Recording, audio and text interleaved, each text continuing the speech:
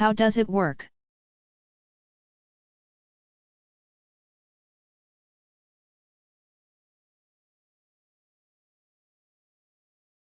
It seems very mysterious, but the answer is actually pretty simple. The curved inner chambers of the shell are just bouncing back into your ear. The noises that are around you all the time but that you don't usually notice. The louder it is around you if you're near a construction site or at a party. For example, the louder the ocean sound in the shell will be.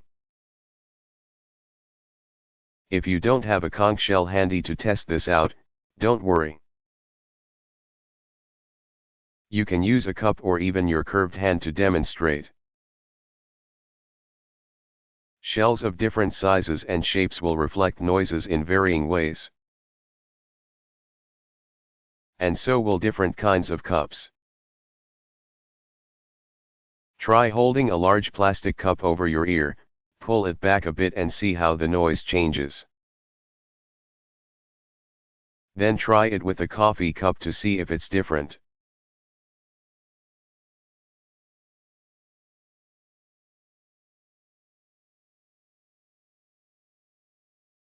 How do rockets blast off?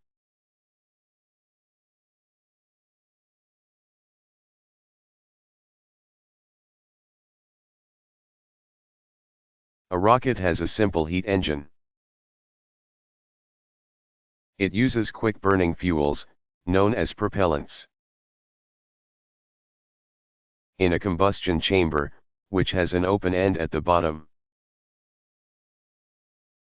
the hot gases produced from the burning fuel expand and push in all directions. But they can escape only at the open end, and they do so with great speed and force. The difference in pressure between the closed front and open back of the chamber pushes the rocket forward. The size of a rocket blastoff depends on the amount of gas it produces and the speed at which it is released. Weapons like large missiles and spaceships use rocket engines to power them. The Chinese are believed to have used the first rocket type. Weapons pieces of bamboo filled with gunpowder about 1,000 years ago. Most engines require oxygen, supplied by air, to burn the fuels that power them. Rocket engines, however, need to be able to operate in airless outer space. So they can't rely on oxygen normally found in the air. Rocket fuel is usually a mixture that includes oxygen in liquid form.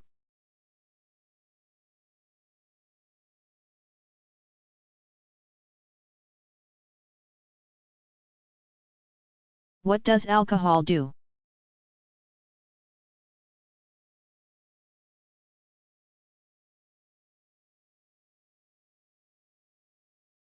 A short while after a person takes a drink of beer, wine, or liquor,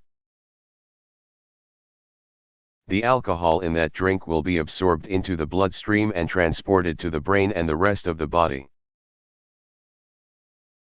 The rate at which that happens depends on the person's size.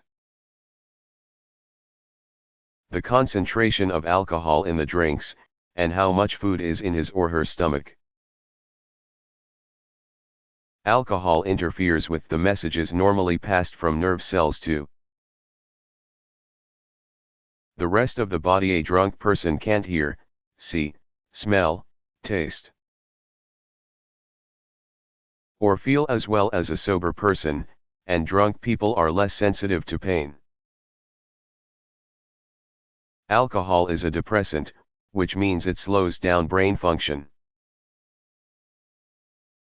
That slowing gives people a relaxed feeling. But it also means that the senses are dulled and reaction time is slower. With alcohol in their blood, people are less coordinated and lose some control. Over their muscles, many drunk people have trouble walking without staggering.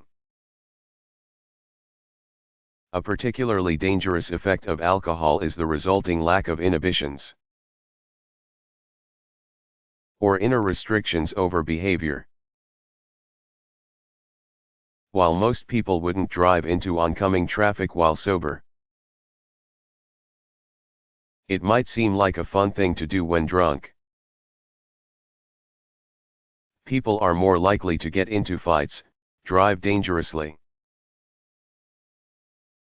and generally put themselves into risky situations when they are drunk. And because alcohol is a depressant, it will only increase the feelings of sadness or loneliness that drive some people to drink in the first place. For people under the legal drinking age, 21 in the United States, alcohol can also cause problems with the police. Anyone under age 21 caught with alcohol or under the influence of alcohol can face legal penalties.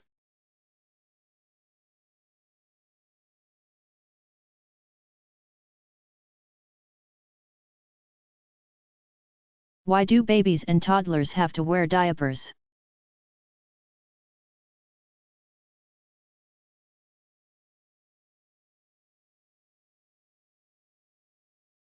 The bodies of babies and little children go through a lot of growing and changing. The ability of little ones to do things like control the activity of their bladder and bowels increases as their muscles and nervous systems develop and mature. When a person's bladder is filled with urine, stretch sensors located in the bladder wall send a message to the brain, which sends back a message to empty it. Still, most people can delay this need to urinate by controlling the urethral sphincter, a muscle located at the opening of the bladder into the urethra, the tube through which urine exits the body. When a child is very young, however, he or she does not yet have this kind of muscle control. In addition, a small child's brain doesn't connect feelings of a full bladder with the urination that comes afterwards.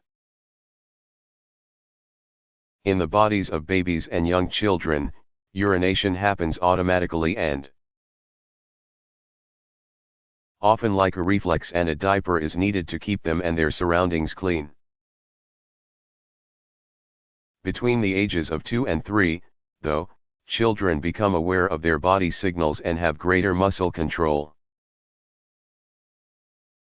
and they are able to be potty trained, or taught to use the toilet. Likewise, when a person's rectum is filled with feces, nerve endings there transmit a similar message to the brain, which calls for it to be emptied.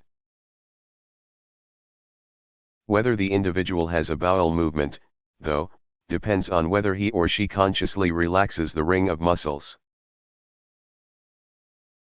called the anal sphincter, around the anus to allow the passage of feces. Before young children can do this, as with urination, they must learn to recognize the signals their bodies give them and have good muscle control.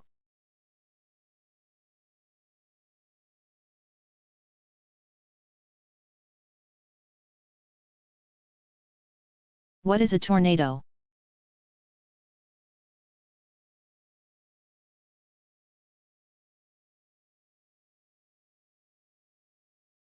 A tornado is a dark, funnel-shaped column of violently twisting air that extends down from a cumulonimbus, or thunderstorm, cloud. It is usually accompanied by thunder, lightning, and heavy rain. Unlike ocean-generated tropical storms and hurricanes, tornadoes begin over land and occur when low, moist, warm winds blowing in one direction meet cooler, higher, drier winds blowing in a different direction. The rotating winds of a tornado can reach up to 300 miles, 483 kilometers per hour, and if it extends close enough to Earth it can destroy anything in its path. While most tornadoes only travel along the ground for a few minutes and a few miles, leaving narrow paths of destruction, others have been known to last for hours, touching down many times and leaving behind hundreds of miles of damage. Despite their small size and short duration, tornadoes do more complete damage than any other kind of weather disaster.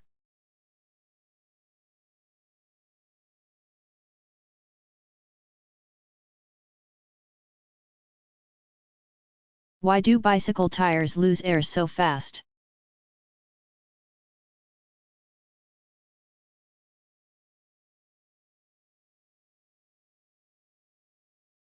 Early bicycle tires were made out of solid rubber. Before that, iron covered the edges of wooden bicycle wheels. Solid rubber tires made bicycling a bumpy experience because they were unable to provide any cushioning on rough roads. When the air-filled rubber bicycle tire was invented, it made riding a lot more comfortable. But along with the comfort of air-filled tires came the frequent task of filling them up. The rubber that is used to make bicycle tires is thin and porous, which means that it has tiny microscopic pores, or holes, through which air can escape over time. Air that is pumped into bicycle tires is pressurized, meaning it is compressed into a much smaller space than it would ordinarily occupy. Without pressurized air inside, a bicycle tire would not have its firm shape. Air under high pressure, like all gases, moves or migrates to surrounding areas that have lower pressure, traveling even through fairly solid materials. So air in a bicycle tire naturally tries to escape through the valve stem that is used to fill it and the inner tube that holds it. So even bicycles that don't undergo the wear and tear of frequent use eventually end up with flat tires.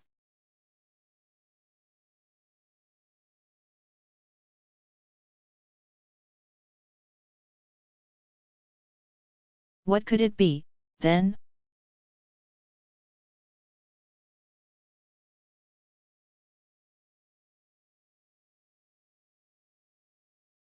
When you talk, you breathe out carbon dioxide and water vapor, two things that plants need to grow. And sound waves from your voice cause plant cells to vibrate. Experiments have shown that certain types and strengths of sound can cause plants to grow better or worse than usual. Plants exposed to classical music, for instance, grew thick, healthy leaves and developed good roots. Jazz had the same beneficial effect. Plants exposed to country music had normal growth. But those that were exposed to rock music did very poorly. Their root development was so terrible that the plants began to die.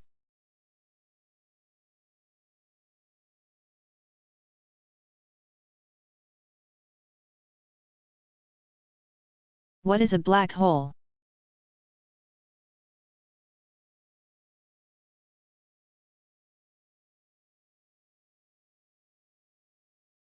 A black hole is an invisible region of space that is thought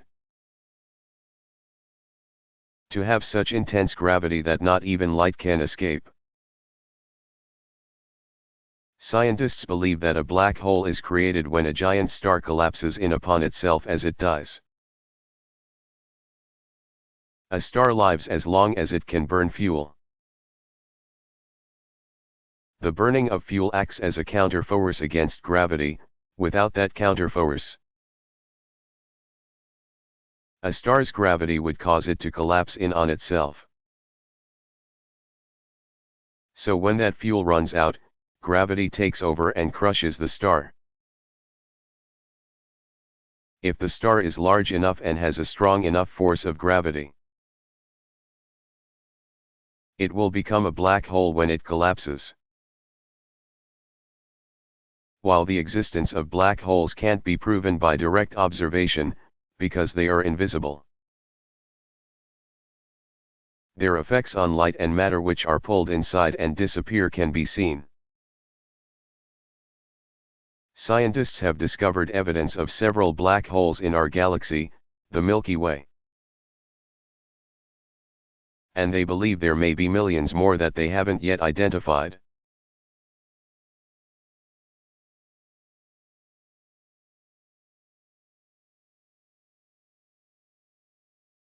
Could a person be moved safely from one place to another by a tornado? Like Dorothy in the movie The Wizard of Oz?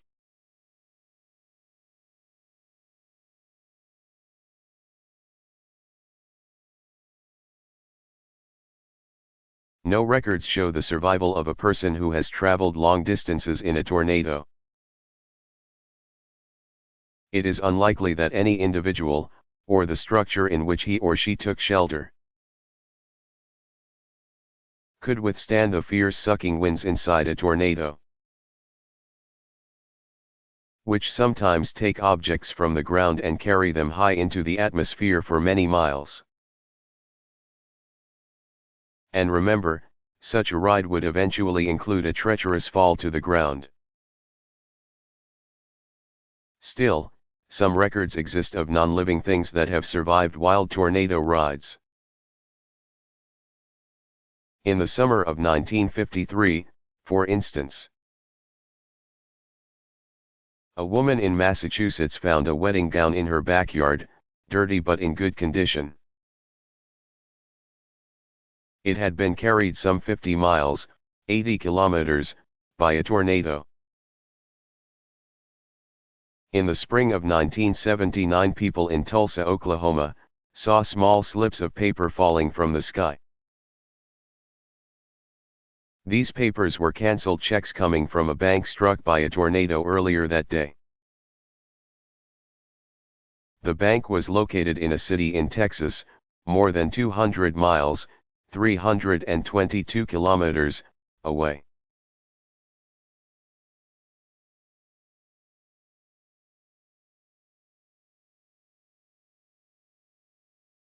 How is a seal different from a sea lion?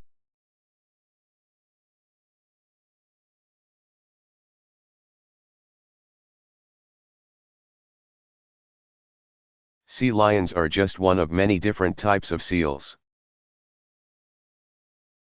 Seals, along with walruses, are classified as pinnipeds, a Latin word meaning fin-footed. As the name suggests, seals' limbs are flippers. They have one pair in front, and one pair in back. Seals are divided into two categories: earless, or true, seals, which have tiny ear holes but no external flaps, and eared seals, so named because they have small ear flaps on their heads. Earless seals include the gray seal, harp seal, and the huge elephant seal, which can reach a length of 21 feet, 6.5 meters, and weigh 7,780 pounds, 3,530 kilograms. Sea lions and fur seals are eared seals. There are several differences, in addition to the ears, between sea lions and their earless seal relatives. The sea lion's flippers are longer than those of earless seals. They look like wings and usually don't have hair on them, while seals' flippers are covered with hair. Sea lions can turn their hind flippers forward, allowing them to use all of their limbs when moving on land. Seals cannot turn their hind flippers forward, and in order to move on land they slide on their bellies and pull with their front flippers, moving in much the same way as a caterpillar.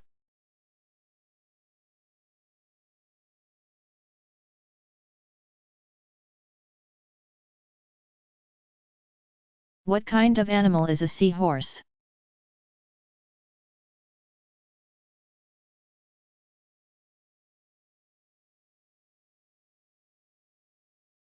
These unusual and fascinating creatures offer many surprises. They are fish, though with their bony rings, horse-like heads,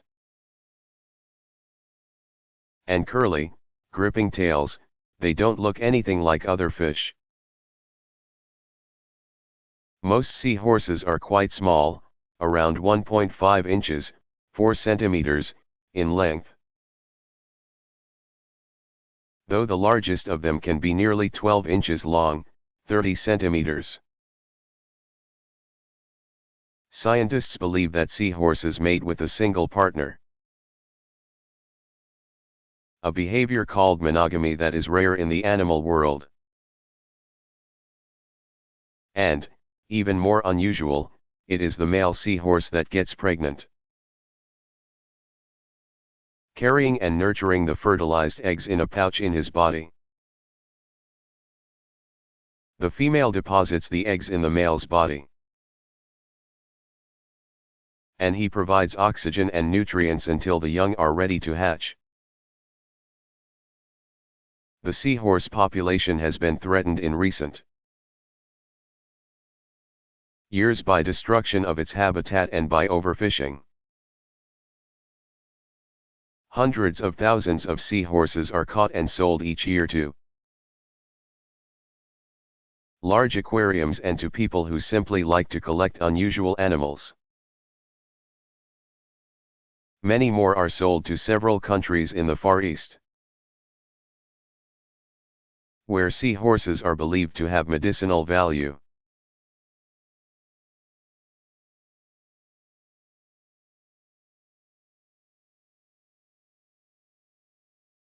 What do fish do in the winter when water freezes?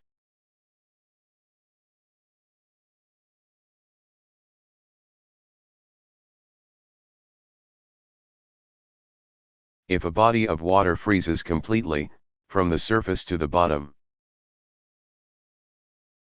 fish cannot survive for long unless they are like the Antarctic ice fish, which has chemicals resembling antifreeze in its blood to help it survive in water below freezing temperatures. For other kinds of fish, as long as there is some unfrozen water beneath the ice, they can generally survive the winter. The danger in such wintry conditions is not freezing to death but suffocating. Ice on the water's surface makes it hard for oxygen in the air to dissolve in the water. Fish can survive in very cold water in the same way land animals like bears can live out the winter. By becoming dormant, meaning slowing down bodily processes, eating very little, and consuming less oxygen.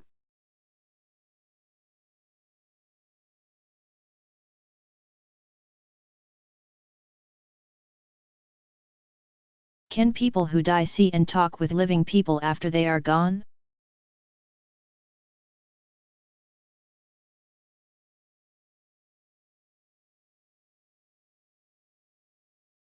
Although for centuries living people have reported seeing and talking to people who have died, there is no scientific proof that this can be done or that visiting with ghosts is possible. Although some people claim they have special skills allowing them to contact and receive messages from the deceased. Such people are known as spiritualist mediums. Their communications usually conducted during meetings called séances have generally proven to be fake. Sometimes, though, people who have recently had a loved one die feel that they can sense that person's presence with them. They may even talk to the deceased. It is likely that these sensations arise out of very powerful feelings of loss and vivid memories of the loved one. For many people, believing that a physical connection continues after death lessens their sorrow. It is one of many ways through which people keep alive the memories of those who have died.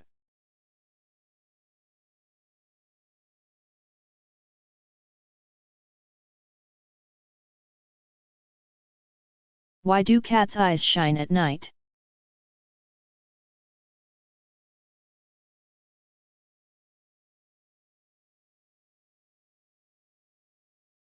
In the wild, cats frequently hunt in twilight and at night.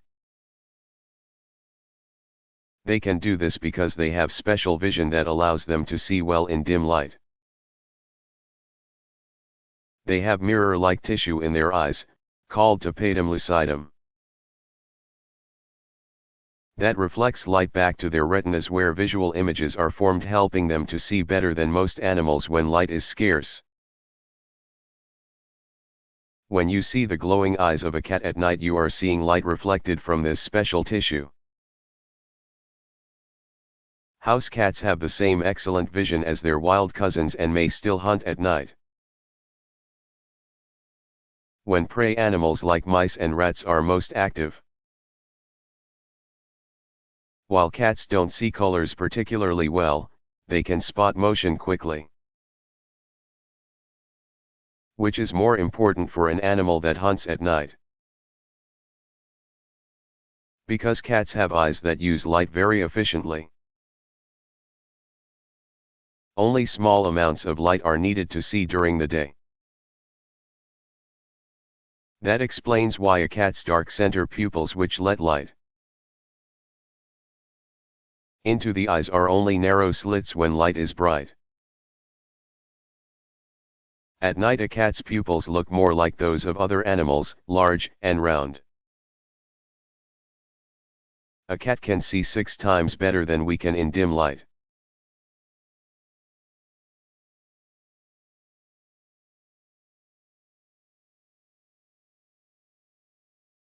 How do mirrors work?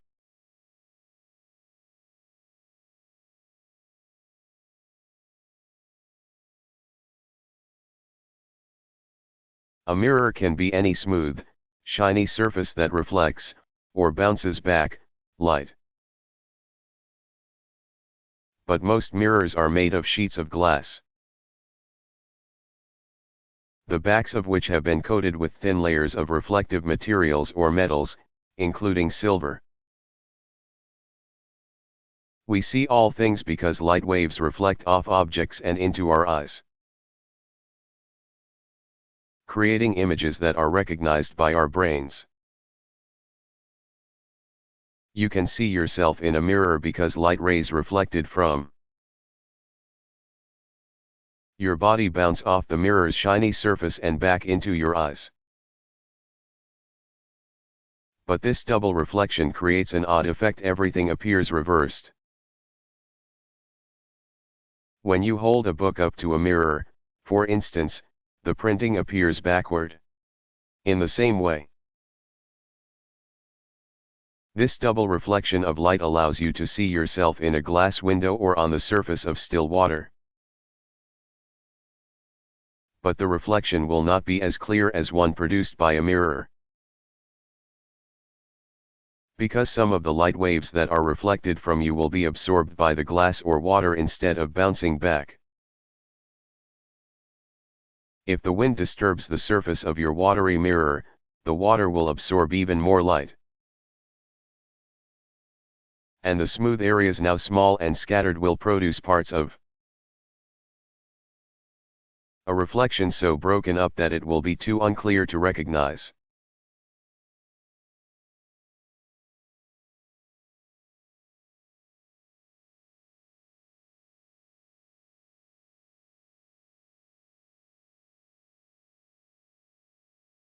What is throw up?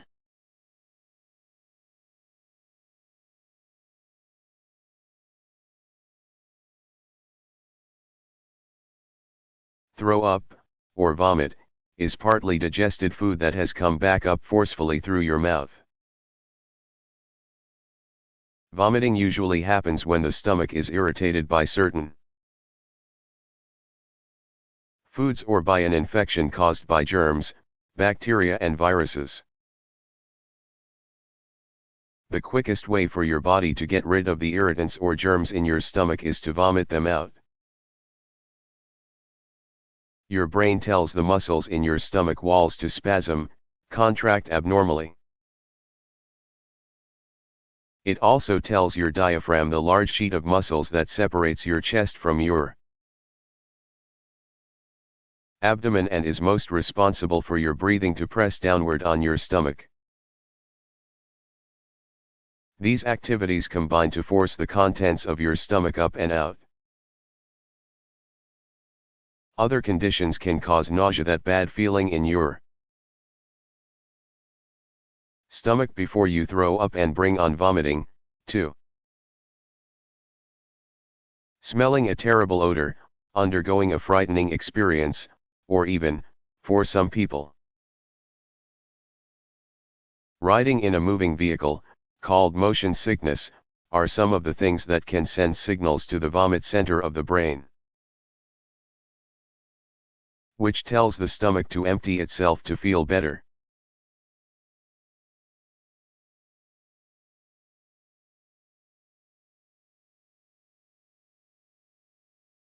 What are the two main groups of trees?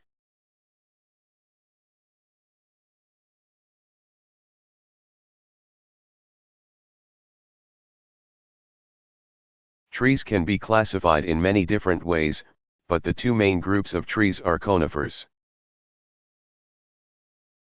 or softwood trees, and broadleaf, or hardwood trees.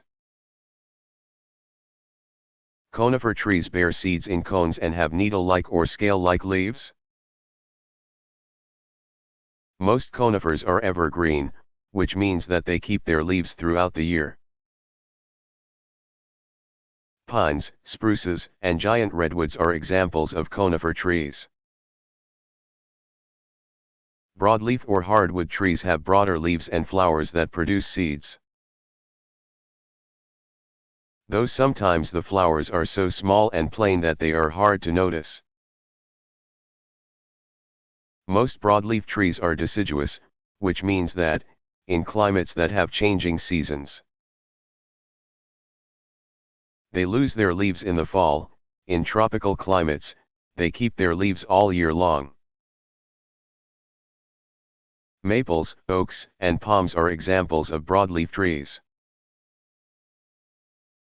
The wood that makes up the trunk and branches of conifers is generally softer and lighter than those of broadleaf trees, making softwood easier to work with in building and manufacturing. This fact, along with the conifer's quick growth, has led to a commercial industry where softwood trees are planted and raised in man-made forests.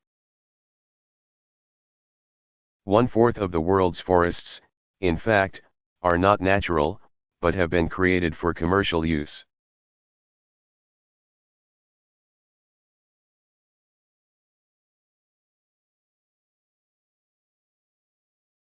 What can we do to protect ourselves if a tornado comes?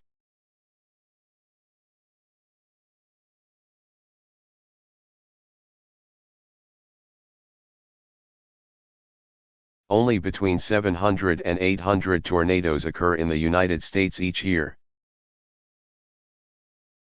And of those, only between 1 and 2% cause deaths. Communities watch for tornadoes when weather conditions are right and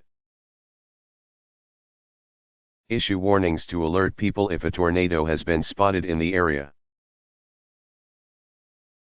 In addition to warnings being broadcast on the radio and television, many communities have tornado sirens that can be heard for many miles.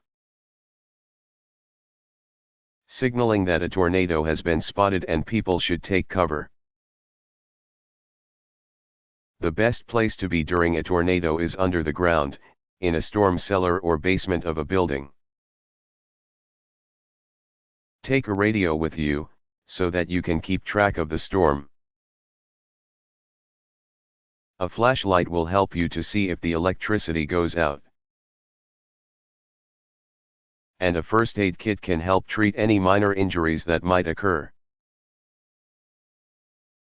If you can't go underground, go to an inside room on the lowest floor of a building. Hallways are good places to go. As are bathrooms, the plumbing and pipes in them are strong and could resist violent winds. Get under a stairwell or sturdy piece of furniture.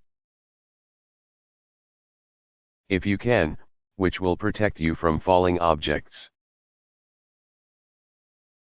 Avoid being near windows. Many tornado injuries are caused by flying debris. And sharp objects, like pieces of broken glass, are very dangerous. If you are outside, try to lay as low as possible on the ground in a ditch, valley, or under a strong bridge. Protect your head with your hands. Don't seek shelter in something that can be lifted into the air by a tornado, like a car or mobile home.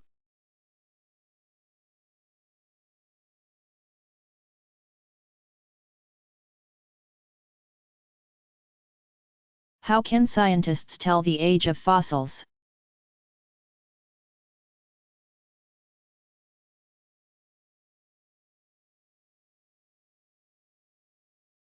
Scientists can learn many things about the conditions on the planet and ancient animal behavior from fossils. They can learn whether an area was once covered by lush forests, for example, or they can determine that some dinosaurs traveled in herds. They can also tell, in many cases, how long ago the fossilized plant or animal lived. One way to narrow down a fossil's age is by seeing what layer, or strata, of rock it appears in. The deepest layers contain the oldest fossils, while the top layers contain the most recent fossils. If they know the history of other fossils found nearby, specifically when these other animals lived, then they can determine the approximate age of newly found fossils. In some cases, scientists can pinpoint the age of a fossil by measuring something called a radioactive isotope. An isotope can be thought of as a version of a chemical element, like hydrogen or carbon, that has a slightly different atomic makeup than other versions of that element. For example, one isotope of hydrogen has one particle, a proton, in the nucleus. Another isotope has two particles, a proton and a neutron. Both are hydrogen, but they are different types of hydrogen. A radioactive isotope is one that is unstable and gives off some radiation. Over time, radioactive isotopes decay, forming a different chemical element altogether. For example, uranium eventually changes into lead. Scientists know how long it takes for various radioactive isotopes to decay. They discuss this time in terms of the isotope's half-life, or the amount of time it takes for half of the isotope to decay. If a radioactive isotope has a 1,000-year half-life, then half of it will have decayed in 1,000 years and all of it will have decayed, or turned into another element, in 2,000 years. So let's say a scientist measures the amount of a radioactive isotope in a chunk of rock. Knowing that this element will have completely transformed into another element after 2000 years. If the scientist finds very little of the isotope and a great deal of the element it turns into, then he or she knows that the rock and the fossil found in it is almost 2000 years old.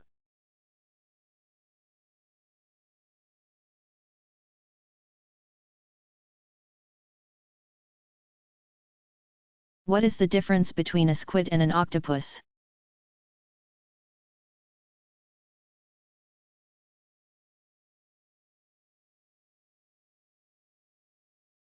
Both are marine creatures, and both are cephalopods, a type of mollusk. An octopus has 8 limbs, while a squid has 8 arms and 2 long tentacles with flattened ends. Suckers line the undersides of their arms in rows, appearing also on the flattened parts of the tentacles. The tentacles are much longer than the arms and are used to capture prey and bring it to the squid's mouth. Squids can swim very fast, up to 23 miles per hour, usually backwards. And they travel in schools, unlike the slow and solitary octopus. A squid's body is also quite different from an octopus's. While the octopus has a bell-shaped body, the squid has a long, cigar-shaped body. Its eyes, complex like those of the octopus, are located on the sides of its head.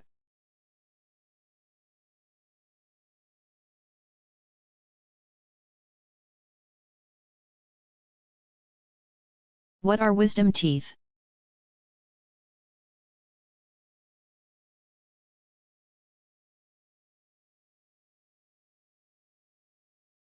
Your 4 wisdom teeth are the last of your permanent teeth to appear. These molars, located at the back of the jaw, come in between the ages of 17 and 21. They emerge around adulthood along with the wisdom that supposedly comes with maturity, which explains their name. In a lot of people, though, 1 or more of these teeth never come up. Usually because there is not enough room on the jawbone. Long ago, primitive people had longer jaws that held these extra molars that were so important for chewing the tough meat that made up most of their diets. But as prehistoric men and women evolved and their brains became larger, the shape of their skulls changed, too, which included a shortening of the jawbone. So now we have an extra set of teeth not essential for our refined diets. And we have very little room in which to grow them. Wisdom teeth can cause problems whether above or below the gum surface. They can be difficult to keep clean and sometimes cause infections. Many people have their wisdom teeth removed before such problems occur.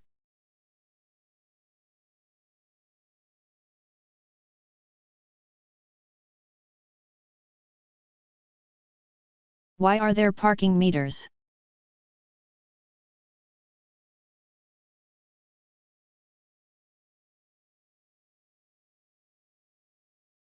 Finding a place to park in a big city is usually a problem because land space is so limited.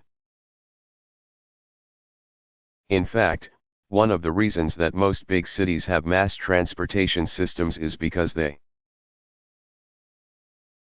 don't have enough space for all the people who live, work, and visit there to use and park cars. Parking meters first used in Oklahoma City, Oklahoma. In 1935 were invented to help solve the traffic and parking problems of big cities. By charging drivers for parking spaces and limiting their time there,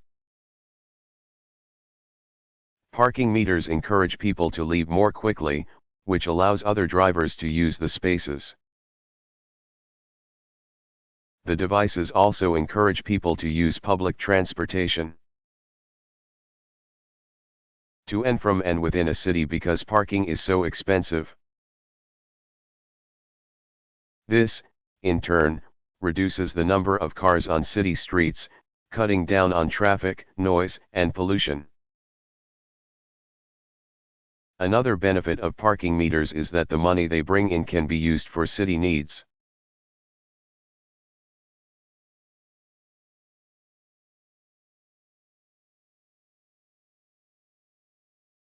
Why do I have to do homework?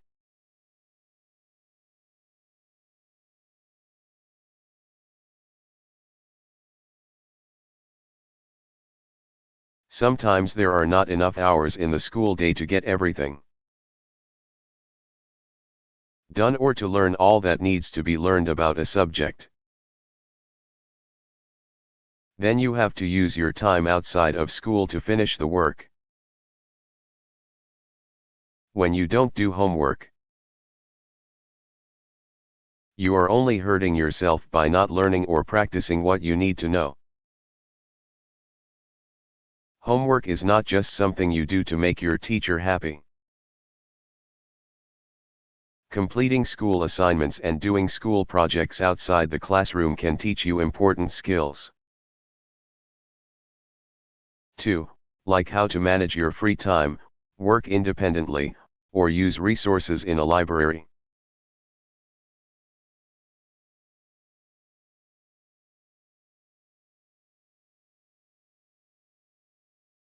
Can an octopus really make ink?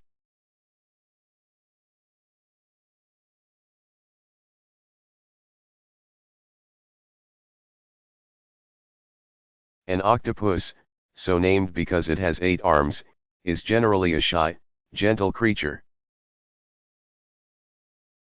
But if it is attacked, it will fight back. One method it has of escaping from a predator is to eject an ink-like substance into the water that makes it hard for the attacker to see what's in front of it. Before the ink clears, the octopus has scurried away. Some octopuses, or octopi, can even produce an ink that temporarily paralyzes the predator's senses. Another way for the octopus to escape is to shoot out a powerful stream of water, using jet propulsion to rapidly push itself away from danger. Octopuses can also quickly change the color of their skin, camouflaging themselves from predators.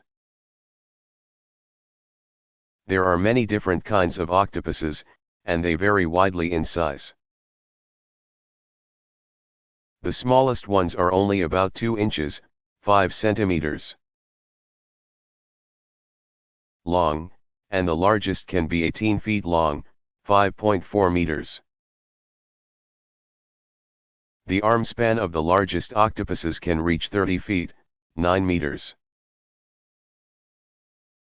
The best known species is a medium-sized one, about 3 feet, or 90 centimeters, known as the common octopus. In terms of intelligence, this animal is not so common. Scientists believe that the common octopus is the smartest of all the invertebrate animals. Unlike most invertebrates, octopuses and such relatives as squid have complex, highly developed eyes, giving them the ability to see images.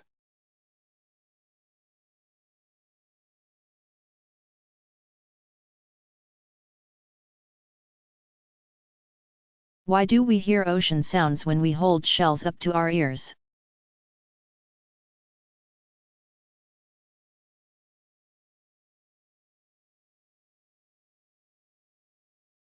Many of us have held a large shell, usually a conch, pronounced conch, up to our ears and heard what sounds like waves crashing against the shore. The magical part is that you can be miles from the ocean and still hear that sound.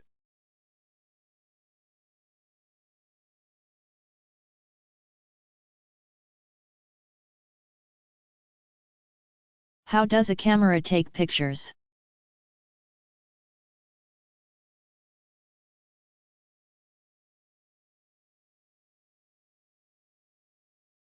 When you press the picture-taking button on a camera,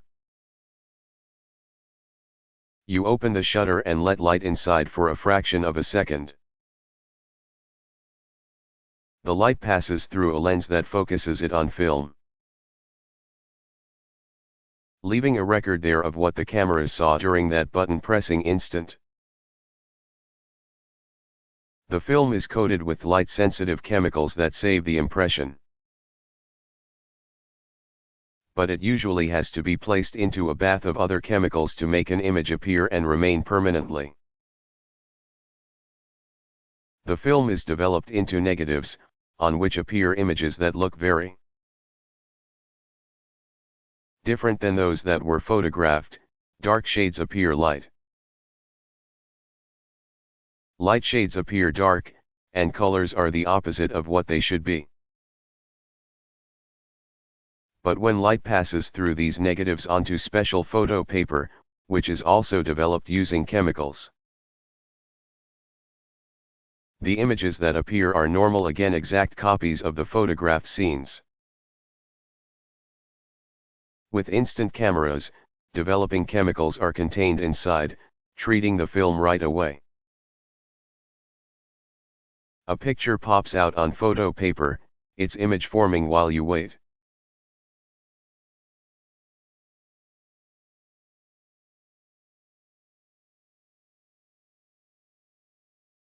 How is medicine made from plants?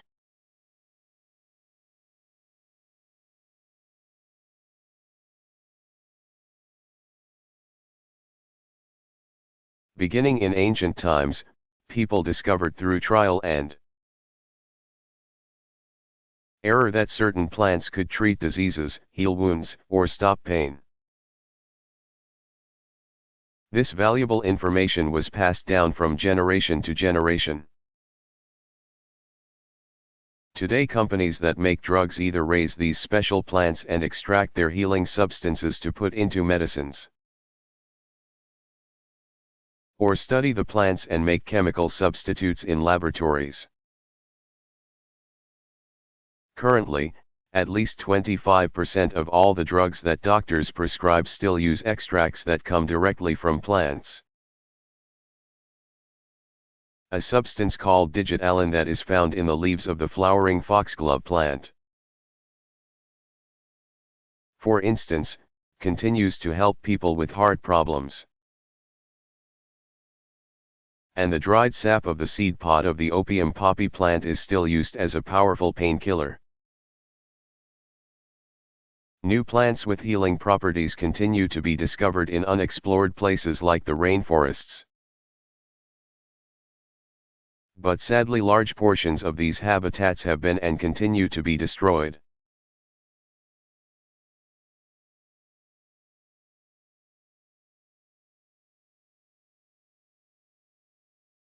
What are ferns?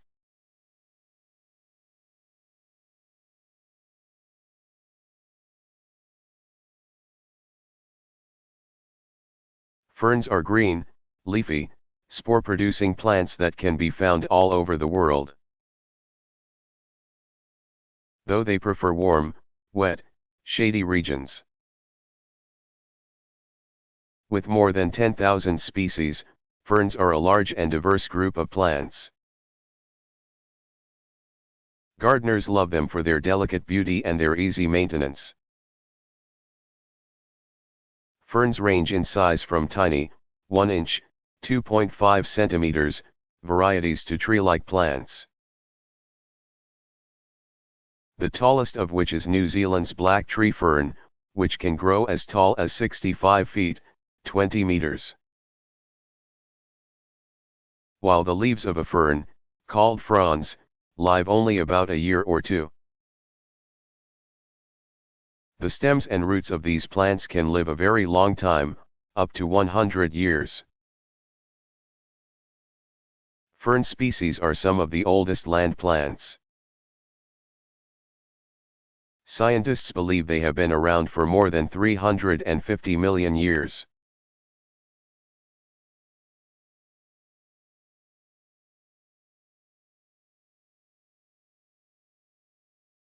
What is the largest fish?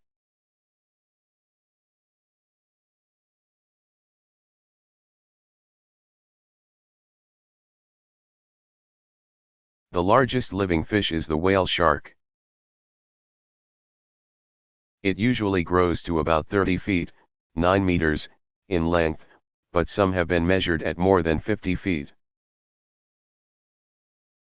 15 meters, long, weighing several tons. A ton is 2,000 pounds, or 908 kilograms. These gentle giants pose little threat to humans, however.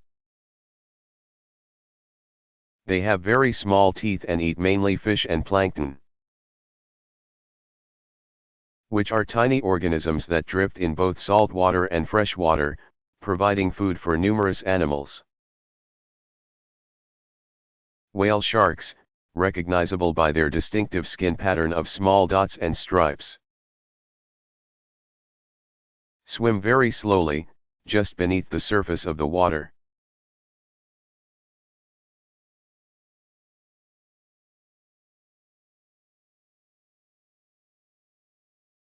Why do hugs and kisses make me feel good?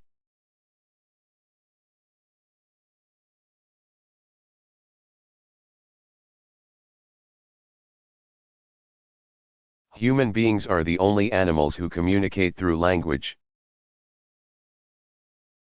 A complicated system of vocal symbols that our complex brains allow us to learn after we are born. But like other animals, we also communicate through our bodies and senses. Our organ of touch is our skin, covering the outside of our bodies. Nerve endings under the surface of skin give us our sense of touch. Hugging and kissing are ways to share love and caring through touch. When you were born, well before you knew language and could understand caring words, you were learning about love through your sense of touch. As a newborn, when everything was frighteningly new, you immediately experienced the comfort of touch when you were held in your mother's arms, feeling the warmth of her body and the beat of her heart. Sensations familiar to you when you were inside her womb. You were held close when you first learned about food and about how good it felt to have milk in your empty stomach. Your parents' caring hands kept you clean and dressed in dry clothes when you could not yet do those things for yourself. So, from your earliest days, you learned that someone's touch usually made you feel comfortable and safe. Loving and caring about special people in our lives is a feeling inside that is hard to describe in words. But hugs and kisses make it easy to show that love, and their message is clear. Giving hugs and kisses feels as good as getting them. Because the lips have an extra supply of nerve endings, kissing is an especially intense way to touch. The human need to share affection through touch is something we all experience throughout our lives.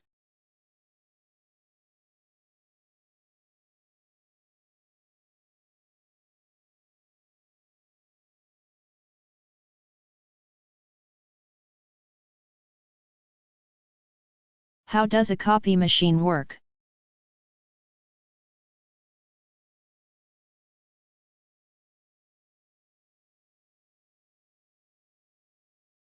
Most photocopiers are machines that use static electricity and powder, rather than ink, to print copies on plain paper. Once you place the page you want reproduced onto the glass plate on top of the copy machine and close its lid. A strong light inside sweeps across the page. With the help of a lens, the image from your page is reflected. On the outside of a turning metal cylinder or drum below. Invisible positive charges of static electricity create an image on the drum. Dark parts of your image are more strongly charged than light parts. Negatively charged black powder called toner is dusted across the surface of the drum, sticking most to wherever the positive charges are strongest. Then the drum rolls across a blank piece of paper, and the powder is transferred to its surface. In order to make the powder stick, though, it must be melted onto the paper. This melting occurs when the paper passes through heated rollers. Your copy is now complete and slides out of the machine.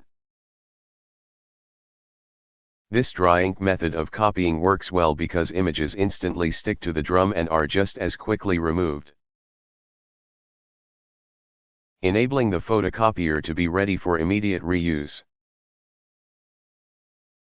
The process is repeated from beginning to end whether you want more than one copy of your page or need to copy a new page altogether.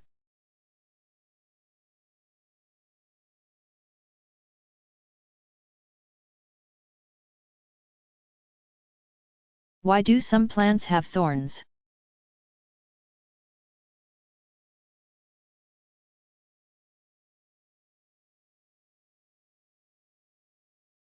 Plants have no means of escaping from hungry animals, so they develop ways to defend themselves. Some plants have poisonous parts, while others have thorns and other sharp growths to defend against animals that would want to eat them. Animals that approach such a prickly plant are painfully snagged, which discourages them from coming closer.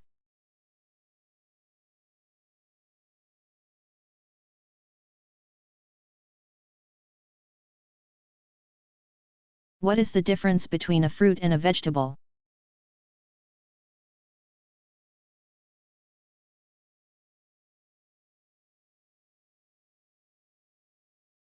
A fruit is the part of a plant that has developed from a flower and contains seeds. Fruits are generally fleshy, sweet, juicy, and colorful. Scientists think that fruits developed in order to spread seeds. Fruits attract hungry animals, who carry the swallowed seeds in their digestive systems until they expel them in waste. Far from the plants on which the fruits grew.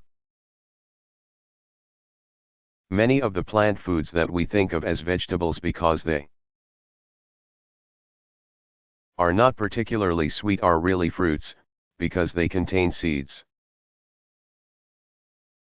Tomatoes, peppers, pumpkins, and even nuts are all technically fruits. Fruits are divided into 4 types: fruits with seeds embedded in their flesh.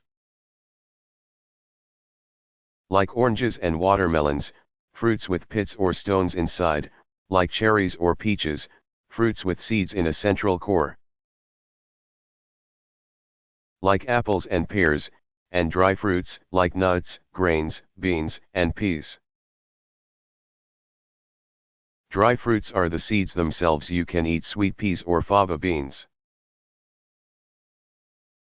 Or you can plant them in the ground to grow more. Vegetables are simply other parts of plants that are eaten, like roots, stems, and leaves.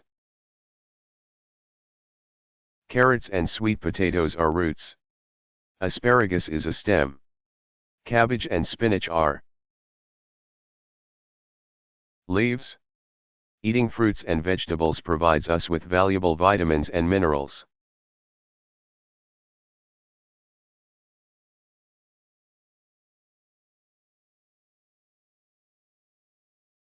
What is second-hand smoke?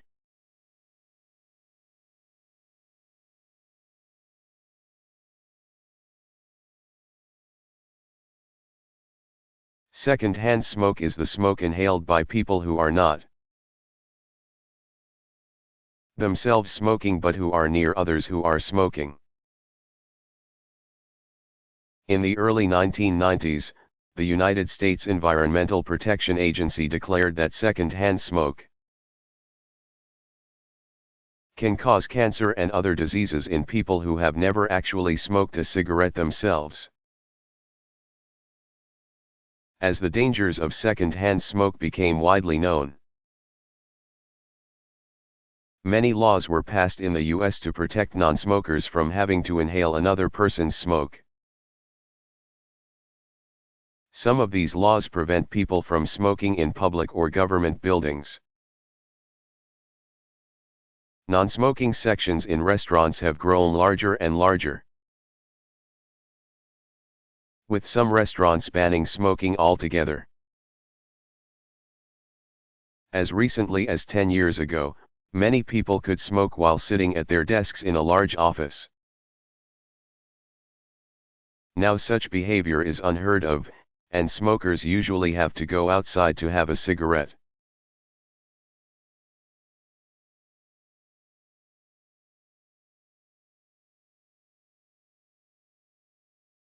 Why does our house make funny sounds at night?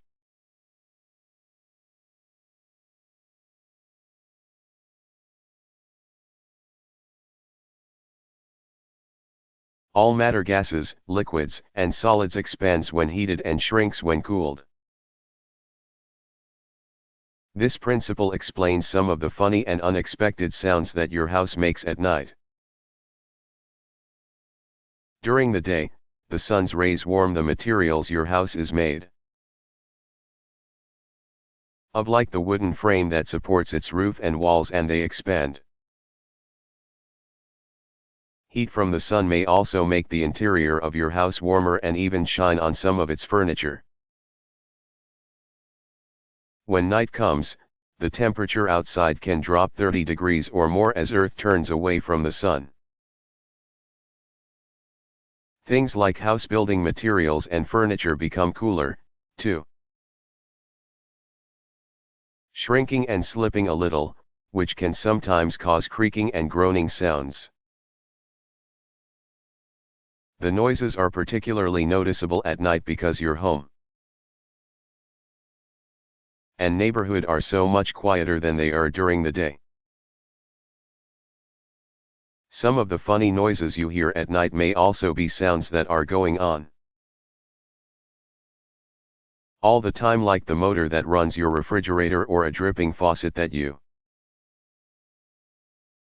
just don't notice when you are busy and a lot of things are going on around you. But in the stillness of the night, when you are trying to fall asleep, you can suddenly hear them all, loud and clear.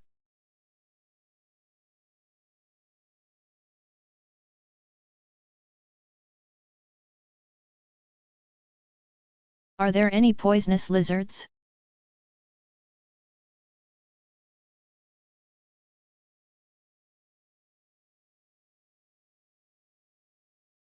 Two lizards are known to inject venom into their prey, the Gila, pronounced Heluh, monster, and the Mexican beaded lizard. The Gila, found in northern Mexico and the southwestern United States, produces venom that is secreted into grooves in their teeth.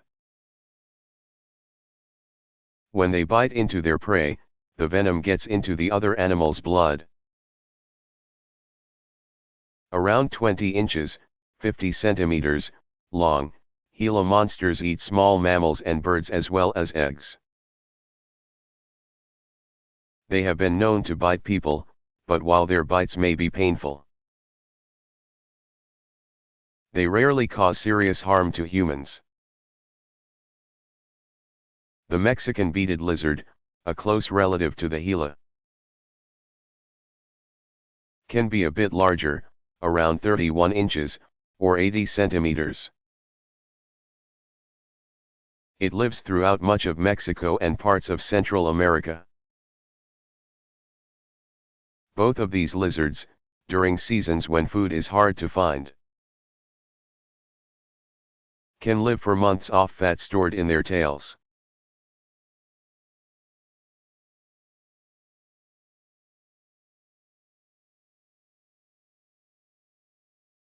What is a reptile?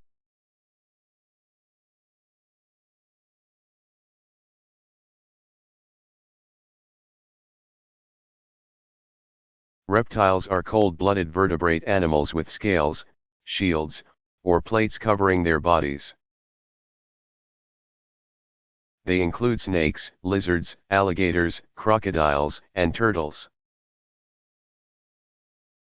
There are around 6,000 living reptile species. Dinosaurs are among the many extinct types of reptiles.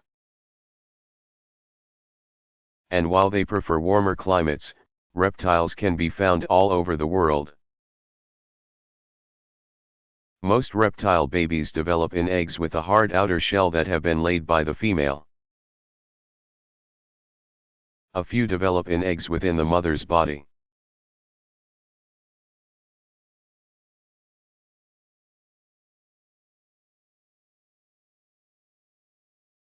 Where did our alphabet come from?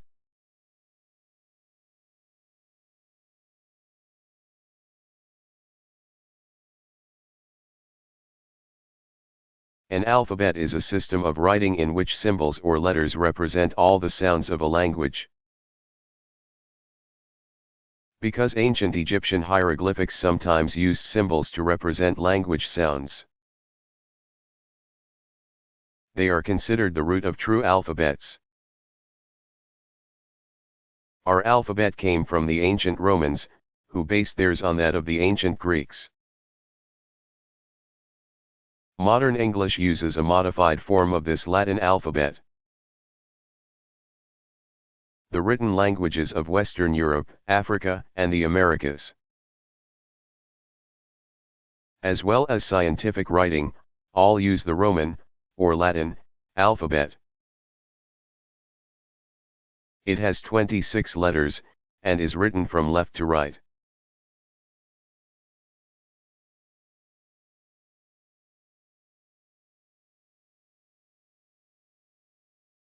Why did soldiers once wear armor?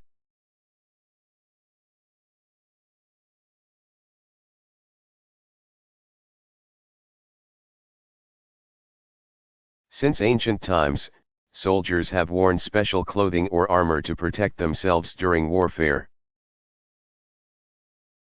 Hard materials like leather, wood, shells, and even woven reeds were used to give soldiers extra protection against enemy arrows. Metal started to be used for armor about 3,500 years ago, by warriors in the Middle East. By the time of the ancient Greeks, about 1,000 years later, soldiers were well protected, wearing large pieces of metal on their chests and backs, shin guards, and metal helmets, and they carried metal shields. Soon armored clothing, garments with metal strips and plates attached, began to be made for soldiers. Then chain mail, a type of metal cloth, was developed. Made of small metal rings linked together, chainmail was much more flexible than metal plates, but could not withstand the force of larger weapons, like lances. So full suits of armor made of steel plates, hinged at the knees and the elbows, came into use around the 14th century. Soldiers were covered with steel from head to toe, with heavy metal helmets covering their faces, heads, and necks. A warrior could see and breathe through small slits or openings in the helmet's visor. A movable metal flap that could be lifted up. Only important or wealthy warriors could afford this kind of elaborate armor. Suits of armor weighed so much that the soldiers or knights who wore them usually couldn't move around in them very well. They wore such armor mostly when they fought on horseback. Even the horses sometimes wore armor. As the methods and weapons of warfare changed, clumsy personal armor was no longer useful. It became far more important for soldiers to be able to move quickly and easily. Today's soldiers usually wear cloth uniforms and steel helmets. But armor is used on war vehicles like tanks, naval vessels, and aircraft. The bulletproof vests that police officers use are also a type of armor.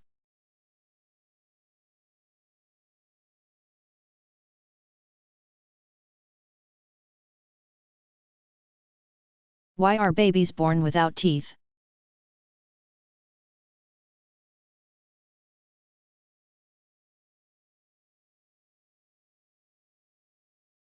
Babies don't have any teeth at first because they don't need them. They receive all their nourishment from liquid food, breast milk or formula during their first few months. When babies are born, their digestive systems are not yet fully mature, and they cannot process solid food well. While capable of sucking, their mouths and tongues are not yet ready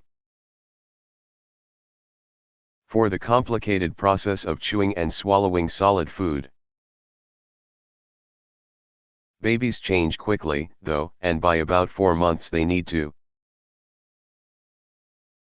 eat some kind of solid food to get the calories they need to keep growing. But the food that they eat is soft or soupy because they still don't have any chewing teeth. Still, babies can use their gums and tongues pretty well to eat specially prepared solid foods. And gumming hard foods prepares babies for the time when they will have a full set of teeth in their mouths, at about 2 years old.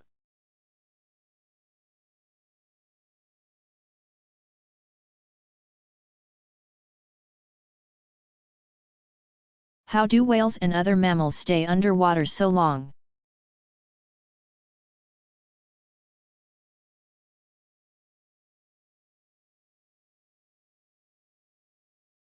All aquatic mammals, meaning those that live in water, have lungs and require air to breathe. Some, like dolphins, live close to the water's surface and come up for air around once or twice a minute. Other sea mammals find their food by diving deep into the ocean. So they must be able to hold their breath for longer periods of time. They can do this because they take in a great deal of air with each breath. Their lungs take up a larger percentage of their body than do human lungs. Their bodies can also hold onto the oxygen they breathe better than human bodies can. Oxygen is required in every part of the body, for every bodily function. But when marine mammals go down for a deep dive, their oxygen is only sent to the most important parts, the heart, brain, and muscles used for swimming. The rest of the body, the stomach, for example, must wait until the dive is finished to get its oxygen. Human beings can hold their breath underwater for an average of 1 minute.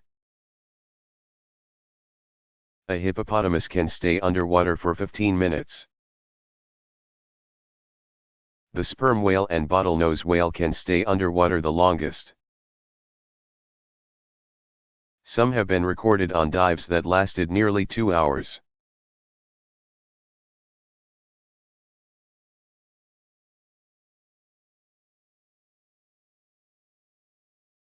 What makes blood red?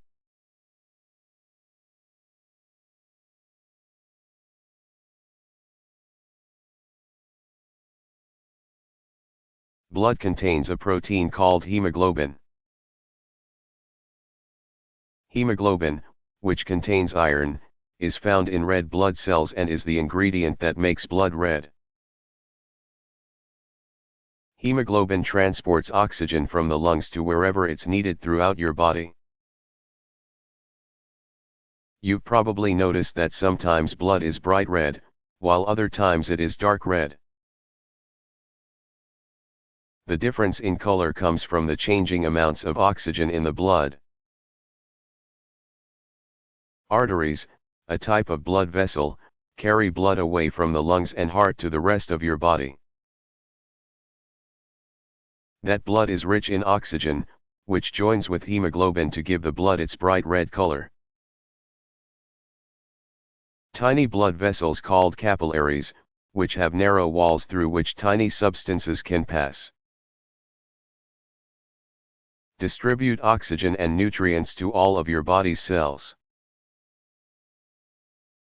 One of the waste products produced by your body's cells is the gas carbon dioxide, which enters your bloodstream by slipping through the capillary walls. The capillaries take that oxygen-poor, carbon dioxide-filled blood to the veins. Another type of blood vessel, which carry the blood back to the lungs and heart. The lack of oxygen in this blood gives it a dark red, almost purplish color. When that blood reaches the lungs, the carbon dioxide in it is transferred to your lungs. When your brain receives a signal that carbon dioxide is building up in your lungs, it causes you to exhale, or breathe out, expelling all that carbon dioxide into the air. You then inhale, or breathe in, oxygen, which goes to your lungs, and the process begins again.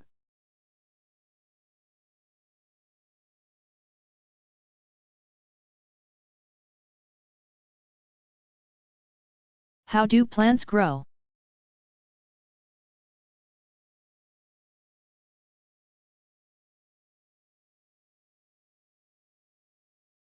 Special cells in plants produce hormones, chemical messengers that tell different plant cells to perform certain activities. Plant hormones are responsible for things like fruit development, the death of flower petals and leaves, and, most importantly, for growth.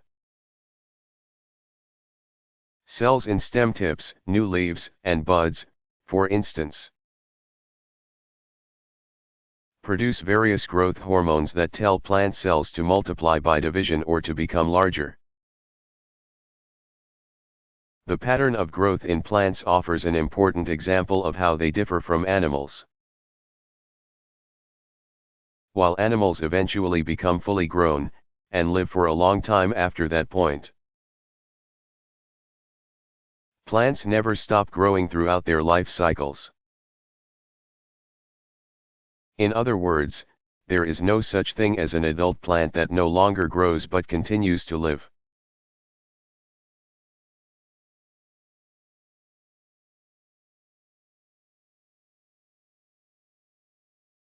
Can anything live in a desert?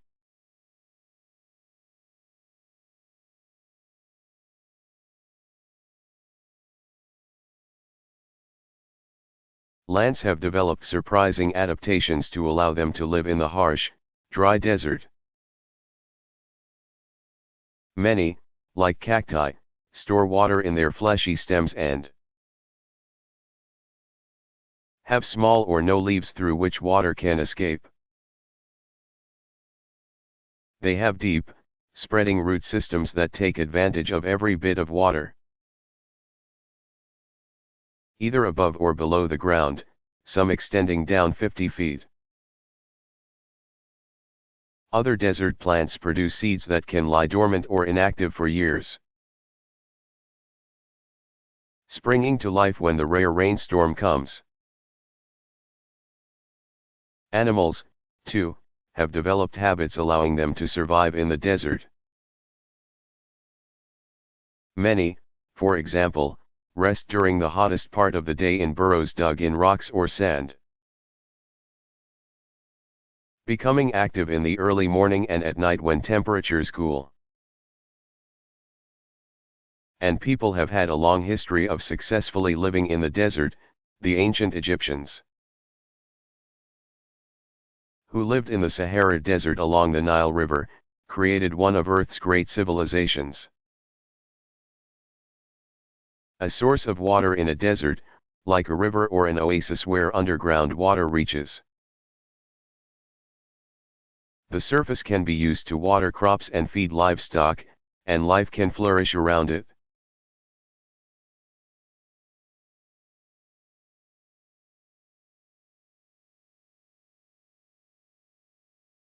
When did the 21st century begin?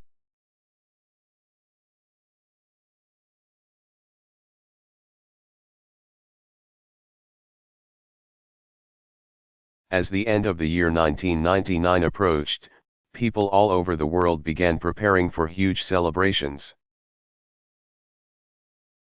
To mark the end of the 20th century and the beginning of the 21st. This changeover